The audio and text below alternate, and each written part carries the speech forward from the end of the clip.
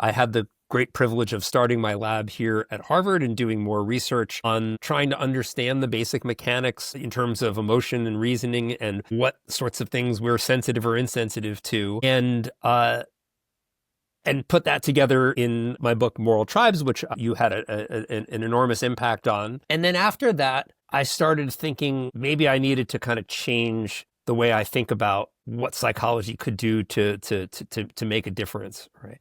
That is my earlier theory of change was that we would understand our psychology better to have a better moral philosophy, and then we apply that philosophy.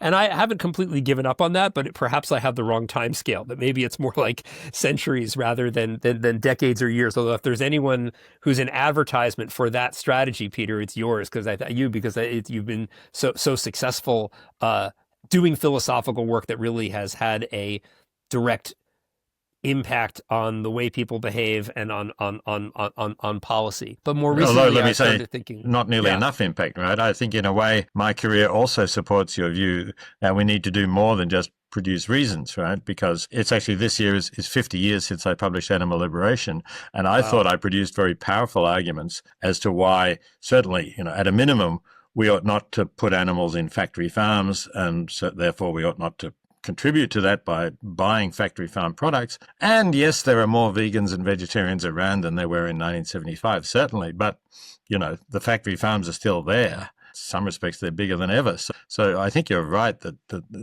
unfortunately, reason has not been enough. And if there are other ways of getting people to move faster, that would be great.